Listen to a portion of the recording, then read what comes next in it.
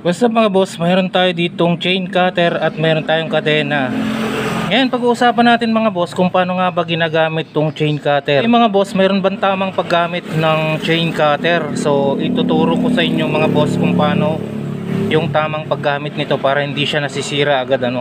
Nung una mga boss, tatanggalin muna natin tong nasa gitna ng chain cutter. So luluwagan natin ano.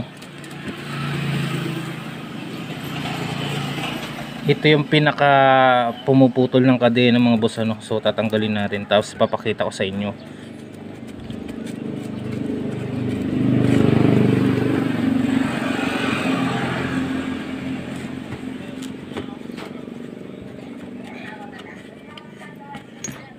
Okay mga boss, natanggal na natin yung ating yung puller, pinakang puller ng chain cutter ano.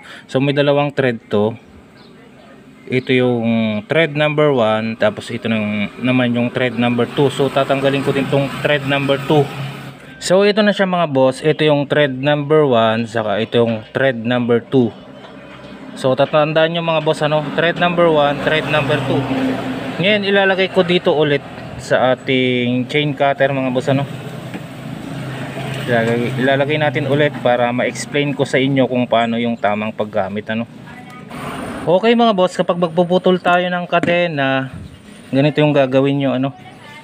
Ito yung thread number 1, saka ito yung thread number 2 ano. So yung thread number 1 yan, ikakasana natin mga boss ano sa ating kadena. Yun, so dapat ayan, ganyan ilalapit natin, kumbaga magpuputol tayo ng kadena no. So ilalapit natin yung thread number 1. Kailangan mga boss, ililitaw natin ng kaunti yung kanyang needle, yung pinakang karayom niya sa gitna ano. So ayan, nakalitaw na yan mga boss. Yan.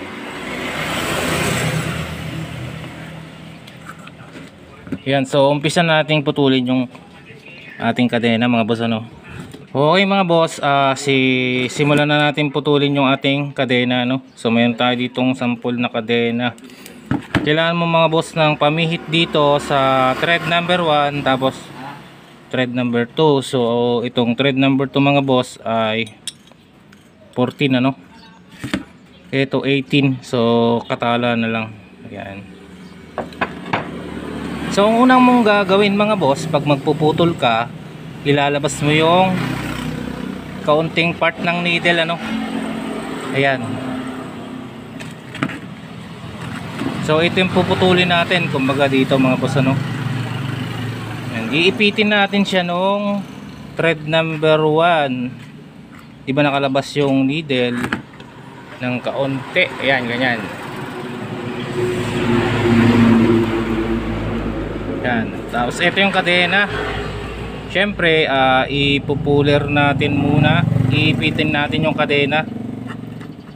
Ito kasi yung part na pinakamatigas mga boss ano. Yan. Iipitin natin siya ng ganyan. So pag nakaipit na yan mga boss, ang una nating hihigpitan yung thread number 1.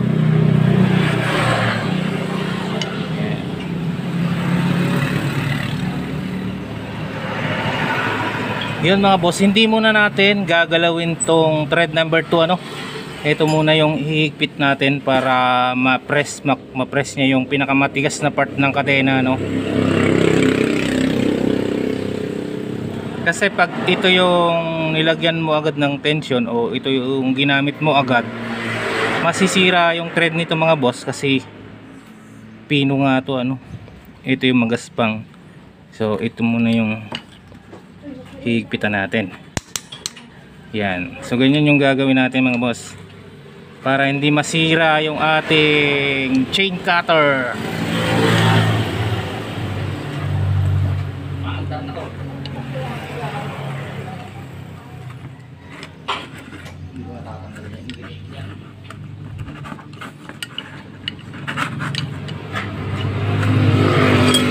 Mahirap mag-video mag-isa. So sentro ko lang mga boss ano.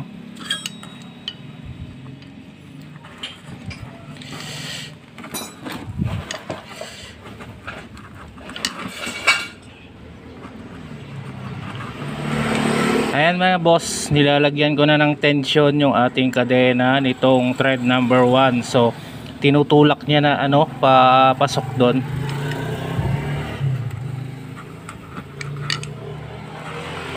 Kapag lumuwag na tong pinipihit mo mga boss, tong thread number 1, pwede mo nang pihitin to pahigpit para itulak niya yung needle So ayan, lumuluwag na nga mga boss.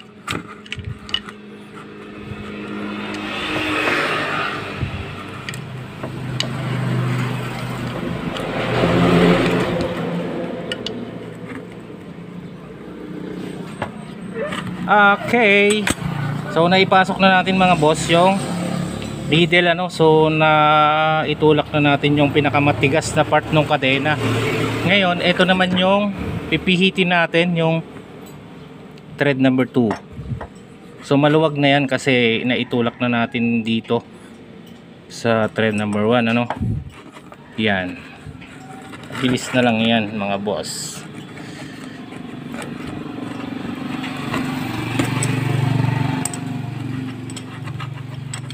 Diba? Malambot na lang siya.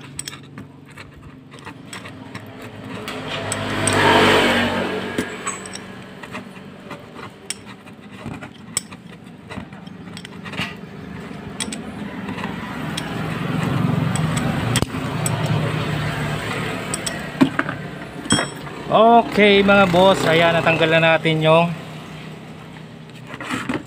pin ng kadena so naputol na siya So ang nangyari mga boss, ito yung una nating ginamit para mailubog niya yung pinakamatigas na part ng ating kadena itong thread number 1. Tapos pag nakalubog na siya, saka lang natin gagamitin tong maliit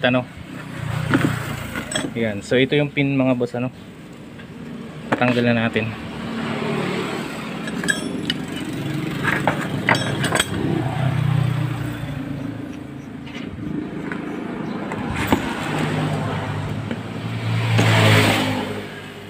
Okay mga boss, so ganun nga dapat ang tamang paggamit ng ating chain cutter para hindi siya mabilis nasisira So mayroon siyang tamang diskarte. Hindi basta gagamitin mo na lang mga boss Okay, dito na nagtatapos yung ating video. Maraming salamat sa inyong panonood sa ating channel. Sana ay mag-subscribe na kayo. Hit nyo na rin po yung ating notification bell para lagi po kayong updated sa mga video natin na i-upload pa.